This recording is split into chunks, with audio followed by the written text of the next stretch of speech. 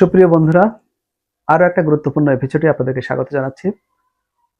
আসলে আমাদের স্বাস্থ্য সচেতনতার কোনো বিকল্প নেই। Life is nature, nature is life. যেটা আমাদের পূর্বপুরুষরা, আমাদের মুনি ঋষিরা, আমাদের নবীজিরা আ যে ফর্মুলায় আরকি শত, শত বছর বেঁচে ছিলেন। তো সেই শত, শত বছর বাঁচার যে প্রক্রিয়া বা উনারা যেভাবে ন্যাচারাল লাইফ লিড করেছেন সেটা দিয়েই কিন্তু মানে উনারা জীবিকা নির্বাহ করেছেন এবং নেচার থেকেই যা কিছু সেগুলোই উনাদের প্রধান উপজীব্য ছিল। কিন্তু আজকের দুনিয়ায় আমরা কি করছি? আজকের পৃথিবীতে আমরা মানে কৃত্রিম কিছু এবং কি বলবো? আ আমাদের প্রাকৃতিকভাবে সুরক্ষার বদলে আমরা সবসময় ড্রাগ আসক্ত হয়ে পড়ছি। তো এই ড্রাগ আসক্তির একটা ভয়াবহ রিপোর্ট আমি কয়েকদিন আগে দেখলাম। তো সেখানে দেখলাম যে আ ওষুধ কোম্পানিগুলো হাজার কোটি টাকার উপরে তার বাৎসরিক বাজেট থাকে শুধুমাত্র ডাক্তারদেরকে উপঢৌকন দেওয়ার জন্য। উপঢৌকনটা কেন? যে তার ওষুধটা প্রেসক্রাইব করবেন। যে আপনি সুস্থ, অসুস্থ কি হলো না হলো, আপনি মরেন, বাঁচেন সেটার থেকে বড় কথা হলো যে এই ওষুধটা তার লিখতে হবে। লিখতে হবে এইজন্যই যে উনি ওই কোম্পানি থেকে একটা মাসোহারা পাবেন। ভাবা যায়? আমি বাদ দিলাম এই প্রসঙ্গ।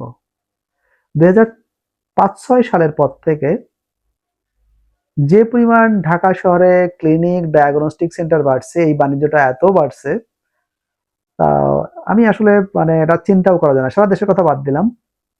তো আমি ওই ৬-৭ বা ৭-৮ সালের পর থেকে এগুলো বেশি দেখেছি আরকি। মানে ব্যাঙের ছাতার মতো গজিয়েছে।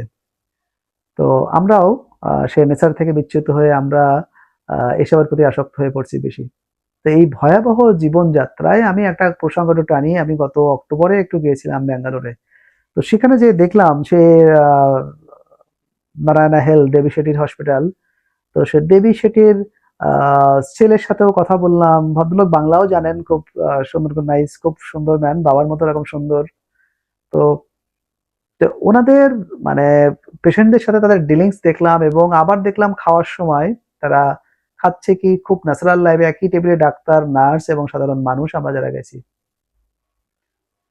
তো সেটা আসলে ভাত আছে, রুটি আছে, একটু টক দই আছে, একটু মিষ্টান্ন আছে, পাঁচমিশালি সবজি আছে, ছোলা বাদাম আছে।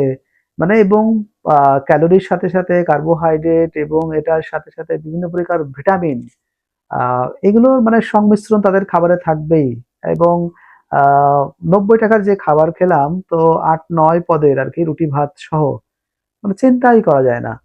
তো আসলে তাদের সাথে আমাদের পার্থক্য ওখানেই। আমরা ওখানে যেয়ে দেখলাম যে বাংলাদেশের প্রায় 60 থেকে 70% রোগী। তখন তো বাংলাদেশে একটা ক্রাইসিস পিরিয়ড চলছে, ভিসা জটিলতাও ছিল। তারপরেও এই অবস্থা। তো এটা থেকে আমাদের অবশ্যই বের হয়ে আসা উচিত। আমাদের নেচারে ফিরে আসা উচিত এবং আ আমরা এই শহরের জীবনযাত্রার ডামাডোলের থেকে একটু বের হয়ে আমরা আমাদের মানে কি বলবো? প্রকৃতির সান্নিধ্যে আমরা একটু যাই, আমরা একটু ফ্রেশ অক্সিজেন নিয়ে, আমরা একটু ফ্রেশ ওয়াটার নিয়ে এবং সেই সাথে, সাথে নেচার থেকে উৎপন্ন যে জিনিসগুলো সেগুলো একটু বেশি খাওয়ার চেষ্টা করি এবং এই ড্রাগ আসক্তিটা কমিয়ে ফেলি। কারণ এই ড্রাগ গুলো আসলে আমাদের এক ধরনের বড় ব্লাব দিচ্ছে। এগুলো আমরা আসলে মানে চিন্তাই করা যায় না। আপনি চিন্তা করতে পারেন ১০ মিলি একটা ড্রপ কি এমন দেওয়া ওতে? মানে এই ওষুধটা দেখেন, বড় একটা প্যাকেট। কিন্তু এটার দাম হচ্ছে ৳৬৫০ গায়ে লেখা। আমাকে নিলেও আছে ৬০০ চোখের ড্রপ ৳৬১০। দেখেন 10 মিলি। এর ৪ ভাগের ১ ভাগের একটা কৌটা দিলেও এটা সম্ভব এর মধ্যে। কিন্তু এত বড় করার উদ্দেশ্য হচ্ছে যে আমার কাছ থেকে ৳৬৫০ ওনারা নিবেন তো সেটা একটু হালাল করে নেওয়া। তো আসলে বুঝতেই পারছেন। যাই হোক, আমরা নেচারে ফিরে যাবো। আমরা অবশ্যই ন্যাচারালি সুস্থ থাকার চেষ্টা করব। আ মানে কারণ আমাদের বেঁচে থাকার জন্য এটাই দরকার। নেচারই আমাদের হাজার বছরের যে এটা সৃষ্টিকর্তা আমাদেরকে যে আমাদের যে স্টেম সেল, মাদার সেল যেটা সেটার কিন্তু হাজার বছরের আয়ু দিয়েছেন। হাজার বছর সেটা সুস্থ থাকতে পারে এবং আমাদেরকে সুস্থভাবে চালিত করতে পারে। তো আমরা সেই দিকেই ধাবিত হব। আমরা নেচারের দিকেই ধাবিত হব। আমরা এই আধুনিক ড্রাগে আসক্তিটা কমিয়ে ফেলবো। অনেক ধন্যবাদ সবাইকে। ভালো থাকবেন, সুস্থ থাকবেন, সুন্দর থাকবেন।